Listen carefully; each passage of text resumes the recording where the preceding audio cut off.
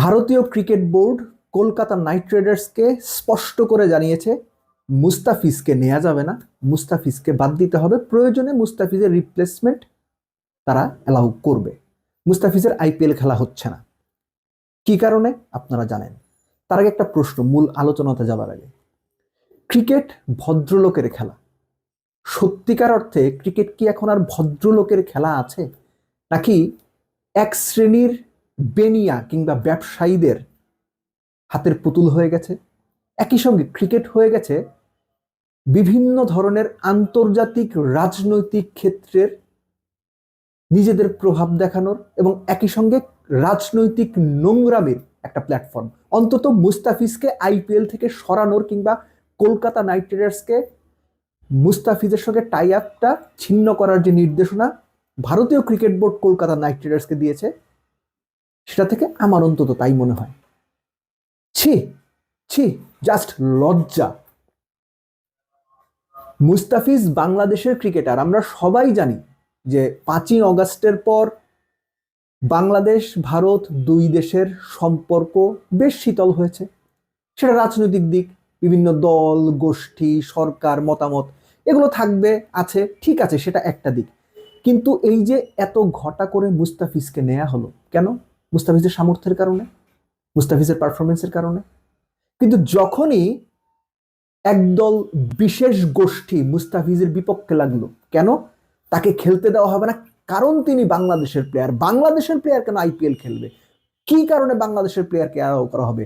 রীতিমতো হুমকি ধামকি শুরু হলো, রীতিমতো এমন একটা পরিস্থিতি তৈরি করা হলো যেন মুস্তাফিজ যদি আইপিএল খেলতে যান তাহলে আর রক্ষে নেই, ছাড়া হবে না। এক কথায় একটা যুদ্ধংদেহী মনোভাব। এই ঘটনা যদি আইসিসি ডিল না করে তাহলে কি পরিস্থিতি ভবিষ্যতে হবে চিন্তা করেছেন? কোনো একটা দেশে একজন ফ্র্যাঞ্চাইজি মালিক কিংবা একজন ফ্র্যাঞ্চাইজি কর্তৃপক্ষ একজন প্লেয়ারকে নেবে, সেই দেশের কিছু উগ্র সমর্থক বলে বসবে ওই প্লেয়ারকে আমরা চাই না, ওই প্লেয়ারকে আমরা দেখতে চাই না, ও অমুক দেশের প্লেয়ার নেওয়া যাবে না। নট নেসেসারি মুস্তাফিজ, যে কারো ক্ষেত্রে এটা হইতে পারে। এবং সেটা আইসিসি অ্যালাউ করছে, আইসিসি দেখেও না দেখার ভান করছে। কেননা ওই যে ভারতীয় ক্রিকেট বোর্ড করেছে, এখানে কিছু বলা যাবে না। ভাই, ক্রিকেট খেলা তো সেই ছোটবেলা থেকেই দেখি, আপনি আমি আমরা সবাই দেখি। এরকম ঘটনা কখনো মনে করতে পারেন আপনি? এই ঘটনা খেলা হিসেবে ক্রিকেটের ওপর রীতিমতো কলঙ্কের কালি লেপতে দিল।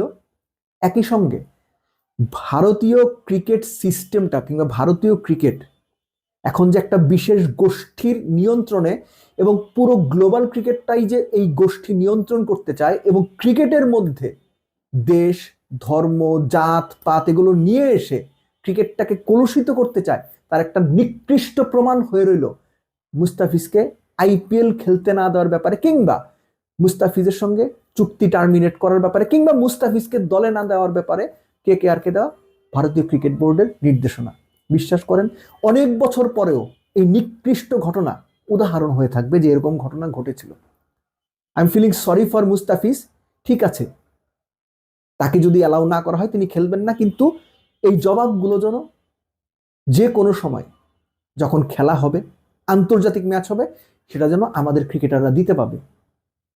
আইপিএলে না, টাকার ঝনঝনানিতে না, টি-20 ওয়ানডে টেস্টে না, খেলার মাধ্যমে যে কোনো ফরম্যাটে বাংলাদেশ যেন জবাব দিতে পারে, এটাই হচ্ছে প্রত্যাশা। এবং একই সঙ্গে আবারও বলবো, এরকম নিকৃষ্ট ঘটনা ক্রিকেট খেলাটাকে রীতিমতো প্রশ্নবিদ্ধ করে দিচ্ছে।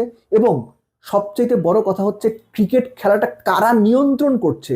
যারা ক্রিকেটকে ভালোবাসি আমরা বা যে ক্রিকেটটা পছন্দ করি, তাদের মনে ওই প্রশ্ন তো এখন তৈরি হওয়ার সুযোগ হয়েছে, অ্যাকচুয়ালি ক্রিকেট আর ভদ্রলোকের খেলা নেই, বরং ক্রিকেটের মধ্যে রাজনীতি ঢুকেছে, আগেও ছিল, এখন সেটা নোংরাভাবে ঢুকেছে, এবং নিকৃষ্ট মানুষেরা ক্রিকেটটাকে গ্লোবালি নিয়ন্ত্রণ করছে।